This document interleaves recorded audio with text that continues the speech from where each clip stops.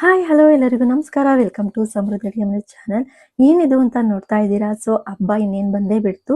So Shivaratri ಹಬ್ಬಕ್ಕೆ special ಆಗಿ ಉರ್ಗಡ್ಲೆ ತಂಬಿಟ್ಟನ್ನ ಹೇಗೆ ಮಾಡೋದು ಅಂತ ಈ ವಿಡಿಯೋದಲ್ಲಿ ತೋರಿಸಿದ್ದೀನಿ. ಸೊ ತುಂಬಾನೇ ಈಸಿಯಾಗಿ ಮಾಡ್ಕೋಬಹುದು, ಹಾಗೆ ಬೇಗನೂ ಕೂಡ ಮಾಡ್ಕೋಬಹುದು.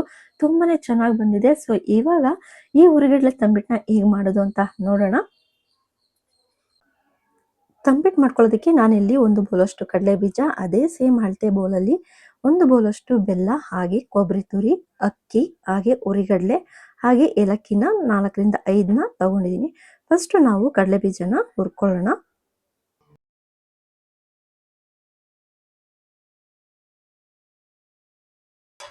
ಸ್ವಲ್ಪ ಕಲರ್ ಚೇಂಜ್ ಆಗಬೇಕು, ಅಲ್ಲಿವರೆಗೂ ಚೆನ್ನಾಗಿ ಕಡಲೆ ಬೀಜನ ಹುರ್ಕೊಳ್ಳೋಣ. ನೋಡಿ, ಇಷ್ಟು ಹುರ್ಕೊಂಡ್ರೆ ಸಾಕು. ಇವಾಗ ಕಡಲೆ ಬೀಜನ ಎತ್ಕೊಳ್ಳೋಣ.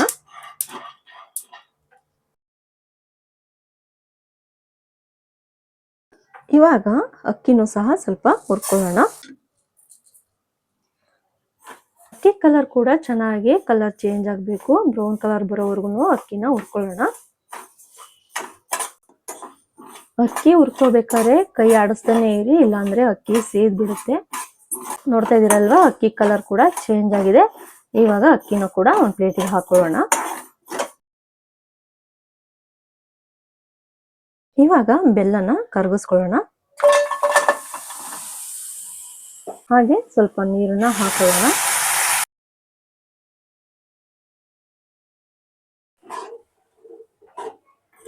ಇದಕ್ಕೆ ಪಾಕ ಬರೋದೇನು ಬೇಡ, ಚೆನ್ನಾಗಿ ಬೆಲ್ಲ ಕರಗಿಸ್ಕೊಂಡ್ರೆ ಸಾಕು.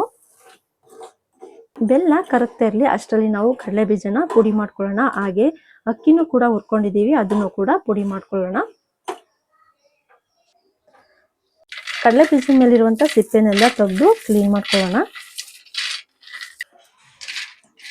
ಕಡಲೆ ಬೀಜದ ಮೇಲ್ಗಡೆ ಸಿಪ್ಪೆನೆಲ್ಲ ತೆಗೆದು ಕ್ಲೀನ್ ಮಾಡ್ಕೊಂಡಿದ್ದಾಗಿದೆ. ಇವಾಗ ಇದನ್ನ ಪುಡಿ ಮಾಡ್ಕೊಳ್ಳೋಣ.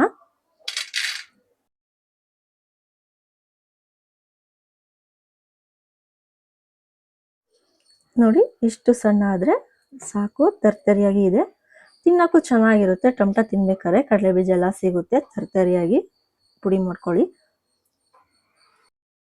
ಒಂದು ಪಾತ್ರೆಗೆ ಹಾಕೊಂಡು ನಂತರ ಇದೇ ರೀತಿ ಕಡಲೆನೂ ಪುಡಿ ಮಾಡ್ಕೊಳ್ಳೋಣ. ನೋಡಿ, ಕಡಲೆನೂ ಪುಡಿ ಮಾಡ್ಕೊಂಡಿದ್ದಾಗಿದೆ. ಇದೇ ರೀತಿ ನಾವು ಅಕ್ಕಿನೂ ಸಹ ಸಣ್ಣಾಗಿ ಪುಡಿ ಮಾಡ್ಕೊಳ್ಳೋಣ. ಇದಕ್ಕೇನೆ ಅಕ್ಕಿನೂ ಹಾಕೊಂಡು ಪುಡಿ ಮಾಡ್ಕೊಳ್ಳೋಣ.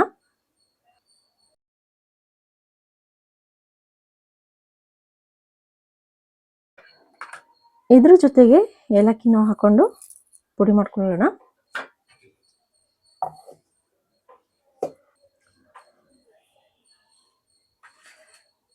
ನೋಡಿ, ಅಕ್ಕಿನೂ ಸಣ್ಣ ಆಗಿದೆ. ಸಣ್ಣ ಆಗಿಲ್ಲ ಅಂದ್ರೆ ಜರಡಿನ ಮಾಡ್ಕೋಬೇಕಾಗುತ್ತೆ. ತರ್ತರಿಯಾಗಿ ಏನಾದ್ರು ಇತ್ತು ಅಂದ್ರೆ ನೀವು ಜರಡಿ ಹಾಕೊಳ್ಳಿ. ಇದು ಸಣ್ಣಾಗಿ ಪುಡಿ ಆಗಿದೆ. ಸೊ ಇವಾಗ ಈ ಪುಡಿ ಜೊತೆಗೇನೆ ಹಾಕೊಳ್ಳೋಣ.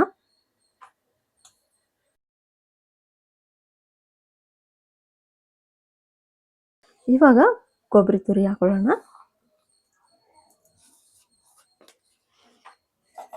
ಚೆನ್ನಾಗಿ ಫಸ್ಟು ಮಿಕ್ಸ್ ಮಾಡ್ಕೊಳ್ಳೋಣ. ಮಿಕ್ಸ್ ಮಾಡ್ಕೊಂಡಿದ್ದಾಗಿದೆ. ಇವಾಗ ಬೆಲ್ಲನೂ ಕರಗಿರುತ್ತೆ. ಸೊ ಇವಾಗ ಬೆಲ್ಲದ ನೀರನ್ನು ಹಾಕೊಳ್ಳೋಣ.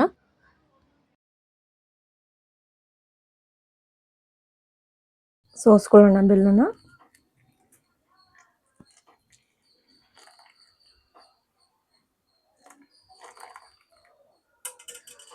ಚೆನ್ನಾಗಿ ಮಿಕ್ಸ್ ಮಾಡ್ಕೊಳ್ಳಿ. ಬಿಸಿ ಇರೋದ್ರಿಂದ ಒಂದು ದೋಸೆ ಎಲೆಯಿಂದ ನೀವು ಕಲಸ್ಕೊಳ್ತಾ ಬನ್ನಿ. ಸ್ವಲ್ಪನೇ ನೀವು ಬೆಲ್ಲ ನೀರು ಹಾಕೊಂಡು ಕಲಸ್ಕೊಳ್ತಾ ಬರಬೇಕು. ಒಂದೇ ಸಲ ಹಾಕೊಳಕ್ ಹೋಗ್ಬಿಡಿ, ತೆಳು ಆಗ್ಬಿಡುತ್ತೆ ಆಮೇಲೆ.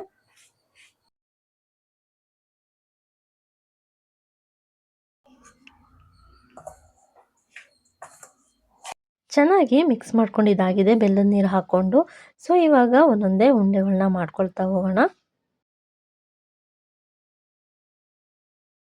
ಉಂಡೆ ಮಾಡ್ಕೊಳ್ಳೋದಕ್ಕಿಂತ ಮುಂಚೆ ಸ್ವಲ್ಪ ತುಪ್ಪನ ಕೈಗೆ ಹಚ್ಕೊಳ್ಳೋಣ. ಹಚ್ಕೊಂಡ ನಂತರ ಉಂಡೆ ಮಾಡಿಕೊಂಡ್ರೆ ತುಂಬ ಚೆನ್ನಾಗಿ ಬರುತ್ತೆ, ಕೈಗೆ ಯಾವುದೇ ರೀತಿ ಅಂಟೋದಿಲ್ಲ. ಹಾಗೆ ಇವಾಗ ಯಾವ ಅಳತೆಗೆ ಬೇಕೋ ಆ ಅಳತೆ ನೋಡಿಕೊಂಡು ಉಂಡೆಗಳನ್ನ ಮಾಡ್ಕೊಳ್ಳೋಣ. ಈ ರೀತಿ ಉಂಡೆಗಳನ್ನ ಮಾಡ್ಕೊಳ್ಳೋಣ.